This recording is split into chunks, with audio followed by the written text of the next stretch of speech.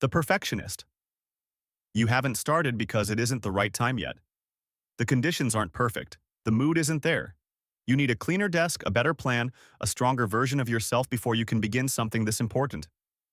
None of those are coming. The task is sitting there. It has been sitting there for 11 days. The perfectionist doesn't procrastinate out of laziness. They procrastinate out of fear.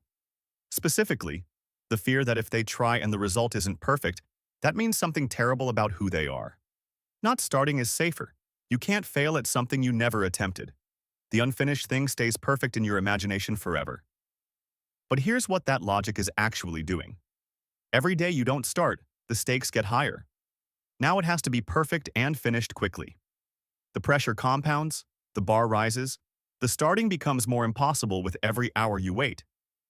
The fix is ugly, but it's the only one that works. Start badly, deliberately. Write the terrible first draft. Send the rough outline. Begin the thing at 60% readiness.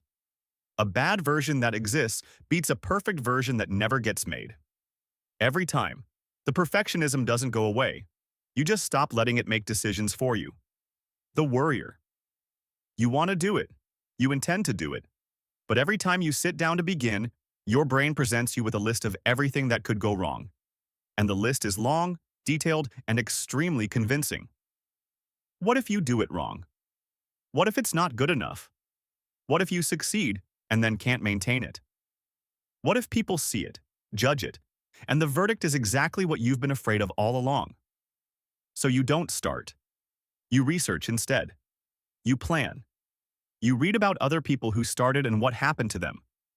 You prepare for every possible outcome except the one where you actually try.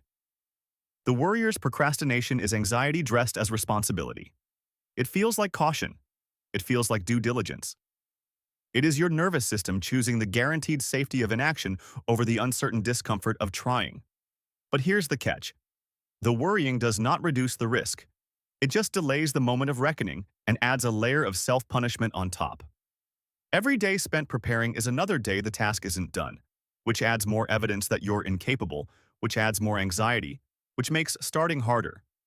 The fix is a 5-minute rule. Not a motivational trick, a cognitive reset. Set a timer for 5 minutes. Work on the task only for those 5 minutes. When the timer ends, you can stop with zero guilt. What actually happens is that the anxiety was about starting, not doing. Once you're inside the task, the threat disappears. The Worrier just needed to prove to their nervous system that the danger wasn't real. 5 minutes does that. The crisis maker. You work best under pressure. You've said this so many times you believe it completely. Deadlines sharpen your focus. The last minute brings out something in you that idle time never could. You've been telling yourself this story for 20 years. Here's what's actually true. You don't work better under pressure. Research shows this clearly. What pressure does is remove the option to procrastinate, so you finally do the work you could have done weeks ago. The quality would have been higher with time. The stress would have been lower. The result would have been the same or better. But it would have required sitting with discomfort at low urgency, and your brain refuses to do that. The crisis maker is addicted to urgency. Not because urgency makes them better, but because urgency makes the task feel worth doing. Low stakes feels pointless. High stakes feels alive. They have trained themselves to need the adrenaline of near failure to activate. But here's the damage. Every manufactured crisis is a stress event your body experiences as real. Cortisol spikes, sleep suffers, relationships absorb the fallout of your last-minute panic. Over years, this is a measurable health cost. You are paying physically for a productivity strategy that doesn't even work. The fix is artificial deadlines set 2 weeks before the real one, with consequences attached. Tell someone. Book the meeting to present it early. The brain doesn't distinguish between real and manufactured urgency once the social stakes are in place. Create the pressure earlier. Protect your nervous system from the crash. The dreamer. The idea is brilliant. You've thought about it extensively. You've told 3 people about it, sketched the outline, imagined how it will feel when it's done. The vision is clear. The motivation is genuine. The execution hasn't started.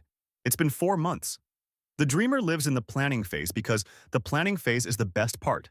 Everything is still possible. The idea is still perfect.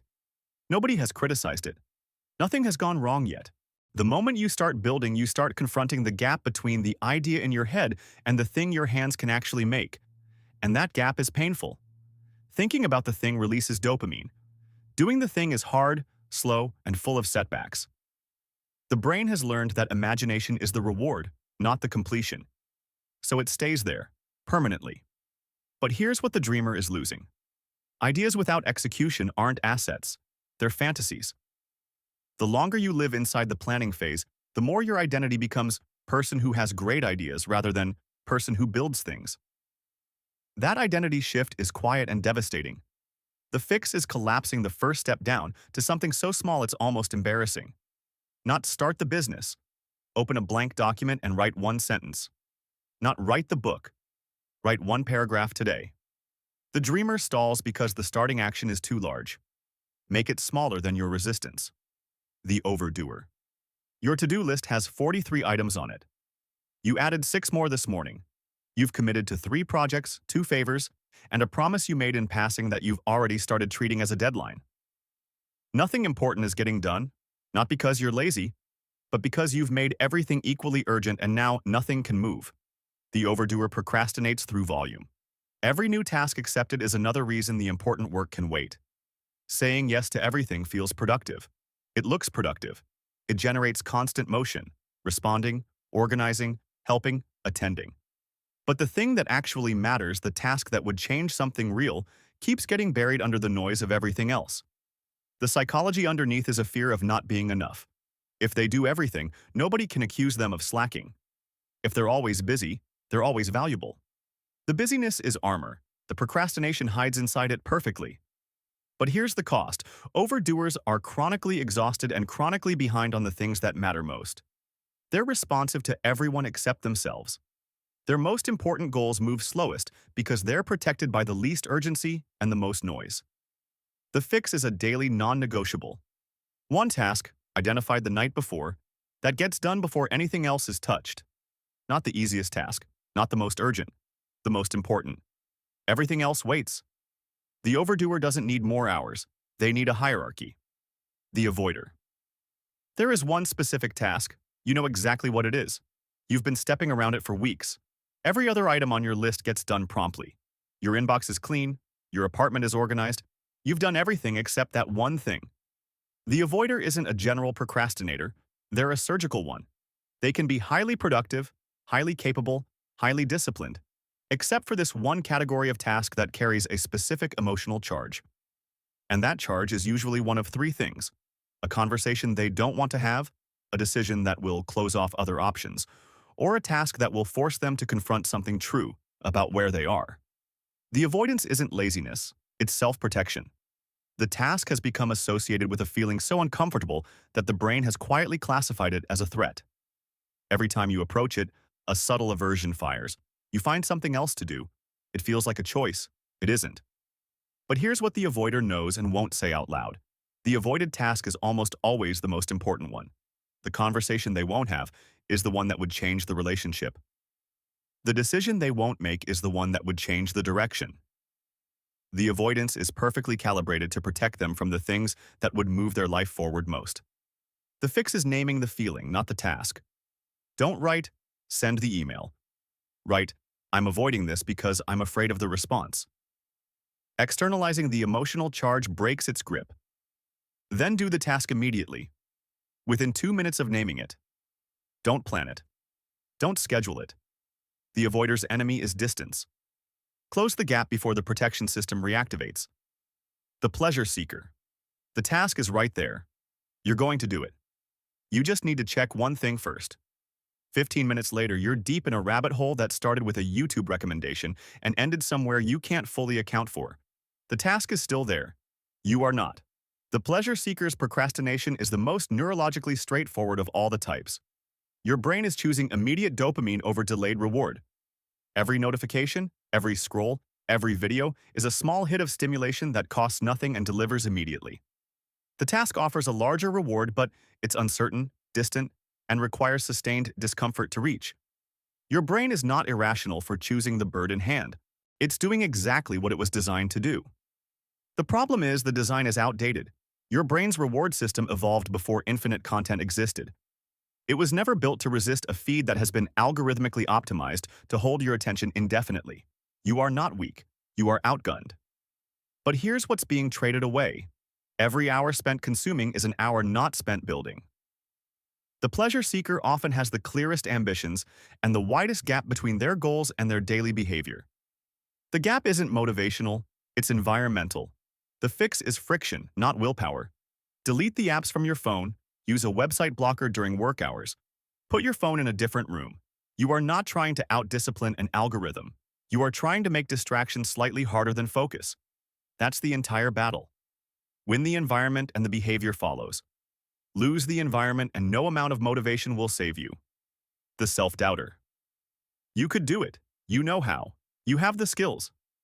But somewhere between knowing you can and actually starting, a voice appears.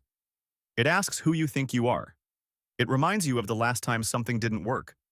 It points to other people doing this better and asks why you think you'd be any different. So you wait.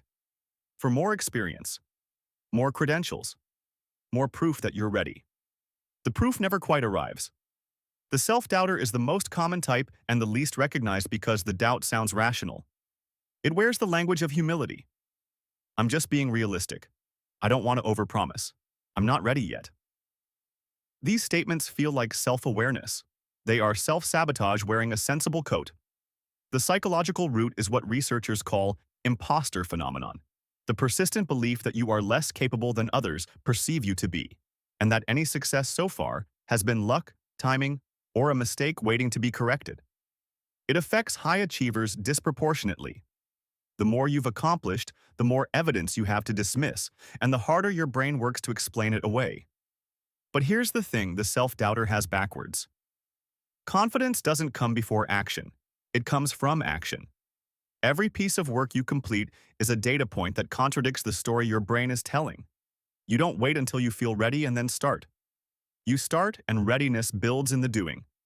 The wait is the trap. The work is the exit. The fix is evidence-keeping. A running document, private, just for you, of things you've done, problems you've solved, moments where the doubt was wrong. Not a gratitude journal, an evidence log. The self-doubter's brain is running a biased trial. Your job is to introduce the other exhibits.